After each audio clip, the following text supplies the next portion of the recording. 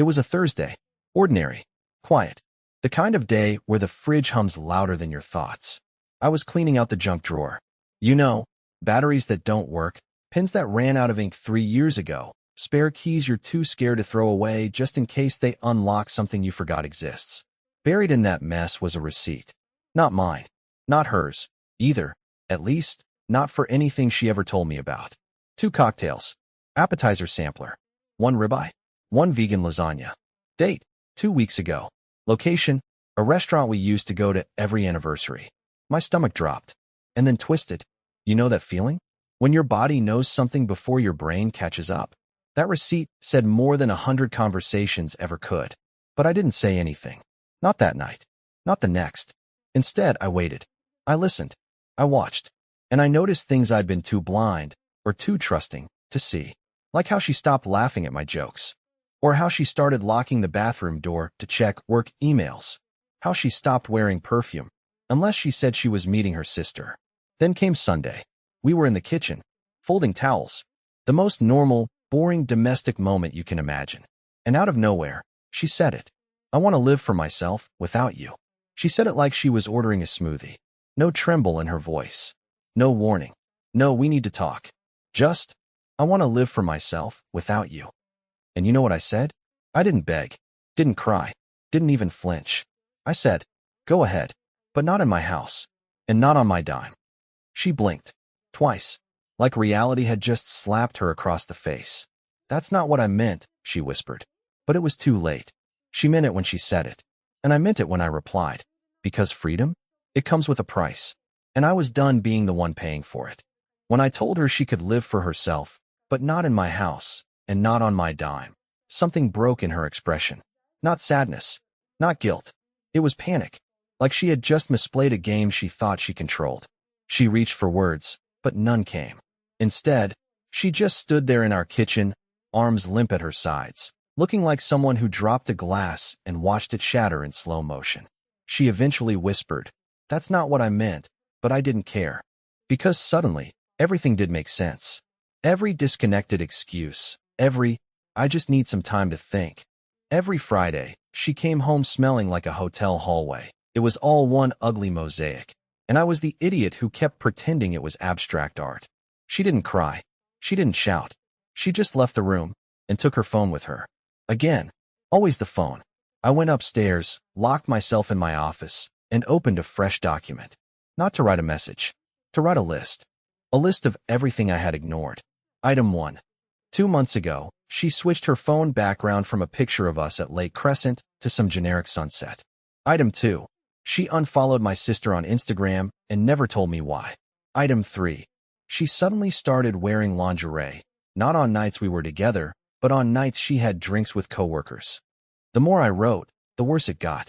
And then, I did something I'm not proud of. I picked up her tablet. She rarely used it, but it was synced to her phone from years ago. She'd forgotten. Or maybe thought I never noticed. There it was. All of it. iMessages. Screenshots. Hotel confirmations. Nicknames I wish I could unsee. A guy named Jace. Not Jason. Not Jake. Jace. A name that sounds like it belongs to someone who uses hair product and calls waiters boss. They'd been talking for 6 months. And no, it wasn't just emotional. They had a routine. Wednesdays were studio nights. Fridays, escape rooms. Sundays, she'd visit her mom. Only now I know her mom had moved to Florida. And Lainey? She was renting hotel rooms under my last name. I was reading messages like, he's so gentle, I almost feel bad. But he's just so there. All the time. Like a puppy. And, let's wait until after my birthday. Curtis always does something elaborate, and I don't want to raise questions yet. She was using me for the surprise party budget before dropping me. That's when I closed the tablet. I didn't cry. Not then. Not yet. Instead, I made tea. And while the kettle boiled, I looked around our kitchen, the one I remodeled so she could feel more inspired to cook, which she never did. Every tile, every drawer, every fork in that house whispered, you paid for this illusion. But the worst part? I didn't even hate her. I hated how stupid I'd been. I hated how I'd romanticized her distance as mystique. How I made excuses when she made me feel invisible. How I let the bare minimum feel like love. But the worst was yet to come. Because when I finally confronted her, When I laid it all out and waited for even a flicker of regret, what she said next changed everything. And not in the way I expected. The next morning, I said nothing. I brewed coffee, fed the dog, and acted like the night before never happened. Why? Because I needed to see her say it out loud. I needed her to admit what she thought she could keep buried behind smirks and vague words like freedom. So I waited until we were both sitting in the living room. She was scrolling her phone like it wasn't holding half the truth of our broken life. I said, calmly, I know about Jace. She froze. Not dramatically, not like in the movies. It was subtle. Just one hand paused mid-scroll, eyes not lifting. She tried to keep it casual. Who? I repeated the name. She finally looked up. You went through my stuff? I didn't answer that. I just stared, waiting.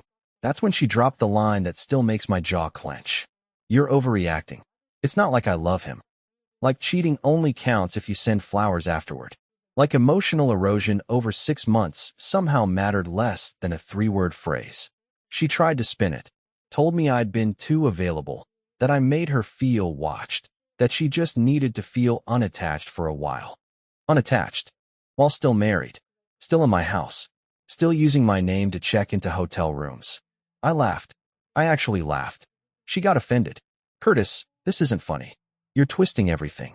You don't understand what I've been going through. She wanted to be the victim. That was the moment I realized. She didn't feel guilty. She felt inconvenienced. I stood up, walked to the door, opened it wide, and said, Then go live for yourself, Lainey. Be free. Just don't do it in a house built on my loyalty. Her jaw clenched, but she didn't move. Because she never expected I'd actually let her go. She didn't pack. She didn't cry. She didn't even slam the door. She just stood there, staring at me like I'd stolen her script and started reading lines she didn't write. You're really kicking me out? She said after a long silence. I didn't say anything. You're being petty, Curtis. This isn't how grown-ups handle marriage. I finally looked at her and said, You're right. Grown-ups handle marriage by not sneaking off with someone named Jace while their husband's designing the new deck you wanted for summer. She rolled her eyes. Oh my God, that again? That. Again. Like it was a minor hiccup. Like cheating was something you stubbed your toe on and moved past. But here's where it shifted. Because she didn't leave. She didn't call a friend. She didn't sleep on the couch. She started doing laundry. That night, she cleaned the bathroom, made dinner, lit a candle, my candle, the one she used to say gave her headaches. I watched her move around the house like nothing happened, like she was trying to overwrite reality with routine. And then came her real move. I told Jace it's over, she said over pasta, stabbing a piece like it offended her. You made your point. I didn't answer. Can we not make this a thing, Curtis? Can't we just reset? Reset. Like we were some app that just needed a force quit and a fresh launch. I asked her, why didn't you leave? She shrugged. Because this is still my life. Just because you're hurt doesn't mean I stop existing. I stared at her. Lainey, you broke something. You don't get to act like we're just stressed or having a bad week. She set her fork down and looked at me. Really looked, for the first time in weeks. I just wanted to feel something new, she said. I didn't think it would break us. That was her logic. Curiosity over consequence. And in that moment, I realized she wasn't just staying because of comfort. She was staying because she didn't believe I'd follow through. She thought I'd eventually fold, like I always did. But this time, I had a plan. And it started with an envelope I'd hidden behind the microwave. The envelope wasn't flashy. Just plain white. Creased from being shoved behind the microwave where I knew she'd never look. Inside was a list. Not a confession, not evidence. Just numbers. My numbers. My income. The home equity statement. The titles. The accounts. Every single thing she had comfortably assumed she'd always have access to. I slid it across the table during breakfast. She didn't even look up at first, just sipped her coffee like we were in some quiet suburban version of a Cold War. What's this? She asked. Reality, I said. She opened it. Scanned it. I watched her pupils twitch as the implications landed one by one. There was no fight in her voice when she said, This looks serious. It is. I've already spoken to a financial advisor. Everything that's mine is being separated starting this week. You said you wanted to live for yourself? Great. This is your head start. Lainey blinked. You're actually cutting me off? I nodded. Not out of spite. Out of clarity. The thing about someone like her is they depend on you not meaning what you say. She lived in the space between my words and my actions, gambling that I'd never actually change anything. But this time, I wasn't bluffing. I wasn't yelling. I wasn't even angry. I was done. That hit her harder than any insult ever could. "Curtis," she said, softer than I expected, "you're really doing this." "You already did," I replied. She went quiet. Then came the tears, but they weren't heartbreak tears. They were consequence tears. The kind that show up when comfort gets pulled out from under you. The kind that say, "Wait, you weren't supposed to actually walk away." I let her cry. I didn't offer a tissue. I just stood up, took the dog's leash, and said, "We'll be back in an hour. When we return, I want you to decide. Are you leaving? Or am I?" I didn't yell. I didn't slam the door. I just walked out, breathing for the first time in weeks, knowing full well that when I came back, everything would be different. But what I didn't know was that she'd try one final move before I could finish mine. When I came back from the walk, the house was too quiet. Not peaceful, tense, like it was holding its breath. The lights were off in the living room, the curtains drawn. For a second I thought maybe she'd left. Maybe she'd taken the hint, packed a bag, and slipped away quietly like she once slipped into someone else's hotel bed. But no. She was in the bedroom, sitting on the edge of the mattress, holding a photo album. Of us. That alone was strange. We hadn't opened that album in years. Not since before her yoga phase, before the secret passwords and locked screens, before Jace. She didn't look at me when I entered. "I was thinking about when you proposed," she said quietly. "You remember that?" I nodded. "Of course. You were shaking. You dropped the ring." "I didn't drop it," I said. "It slipped because you grabbed my hand so fast." She laughed just once. It was a weird moment, nostalgia being used like camouflage. Then she stood up, walked over, and handed me something. Not a gift, not a key, a letter. "I wrote this last night," she said, "before you showed me the envelope, before I realized you weren't bluffing." I opened it carefully. It wasn't long. It wasn't emotional. It was strategic. A list of conditions. What she called terms for reconciliation. It included things like weekly relationship check-ins, independent therapy, trial separation with continued cohabitation, and complete financial transparency on both sides. I looked up and said, "This isn't a letter. This is a negotiation." She nodded like that was a good thing. "You're trying to salvage control, Lainey. That's what this is." "No," she said. "I'm trying to survive. Because if you cut me off, I'm done. I don't have anyone else." That sentence hit me like a slap in reverse. Not painful, just pathetic. She had bet everything on me staying weak. On me choosing pity over peace. I folded the paper and said, "You always had someone else." That was the problem. She opened her mouth to fire back, but I stopped her. "I'm not negotiating with someone who only wants me when I walk away." And just like that, the last card she thought she held burned up in her hands. But I wasn't done yet. Because I had one move left too, and it was the one thing she never thought I'd do. I didn't sleep that night. I lay there beside her in silence, listening to her breathing like it was some sort of countdown. She had tried everything. Denial, deflection, manipulation dressed up as compromise. And I had stayed calm through all of it. But what she still didn't understand was this. My silence wasn't weakness. It was preparation. In the morning, I didn't tell her what I was doing. I just got dressed, grabbed a folder from my desk drawer, and drove straight to our bank. I'd spent the past week setting everything in motion, slowly and quietly, so she wouldn't see it coming. The house was in my name. The savings accounts too. Even the joint account. Guess who the primary holder was? I froze the joint card. Canceled her secondary access. Moved half the liquid funds to a new account under my business, where she had no reach. It wasn't revenge. It was protection. I wasn't going to let someone who treated me like a backup plan walk out of my life with the parachute I packed. By the time I got back home, she was in the kitchen, wearing a robe she hadn't touched in months. She was making breakfast. Like nothing happened. Like we were still pretending. "Hey," she said, cheerful. "Made you coffee." I didn't even look at the mug. I placed the bank paperwork on the table and said, "Everything's finalized." She blinked. "What?" "The accounts. The house. My attorney's got everything now. You said you wanted freedom. You've got it." That's when the coffee mug started shaking in her hand. "Curtis, wait. You thought I'd blink. I didn't.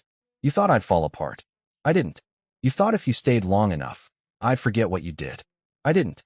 Her lips parted like she wanted to speak, but no words came out. And then the tears came. But not performative ones. Not strategic. These were real. The kind of tears that come when someone realizes they ran out of rope and there's no one left to blame. I didn't think you'd actually stop loving me, she whispered. I didn't, I said. I just stopped letting you use it. And I walked out. But this story wasn't quite over. Because 2 weeks later, something arrived in my mailbox, and it was from him. 2 weeks after she left, a letter arrived in the mail. No return address. Just a handwritten name on the back. Jace. I stared at it for a long time before opening it. Part of me didn't want to. I wasn't sure if it was some petty jab, some lame apology, or worse, some twisted victory lap. But curiosity won, like it always does. The letter was short. 4 lines. Didn't know she was married when we met. She told me you were controlling. If I had known, I wouldn't have touched it. Sorry for what I stepped in. Respect. That was it. No signature. No number. Just one final reminder of how deeply she had lied. Not just to me, but to everyone. She hadn't just betrayed me. She'd rewritten reality to make herself the hero of her own fantasy. She wasn't running from me. She was running from accountability. But here's the part one didn't expect. I wasn't angry. Not anymore. The truth was, I felt free. For the first time in nearly a decade, I wasn't guessing what someone else felt. I wasn't walking on eggshells, trying to hold a relationship together with duct tape and optimism. I was breathing, fully, deeply. I had my own space, my own money, my own peace. And more importantly, I had my self-respect back. I didn't respond to Jace. He didn't deserve my time. But I did write something that day to myself. A reminder. Don't ever let love become a leash. Don't ever ignore your gut again. And if someone says they want freedom, don't stand in their way. Just open the door and lock it behind them. So yeah, this started with a lie, but it ended with clarity. And honestly, that's better than closure.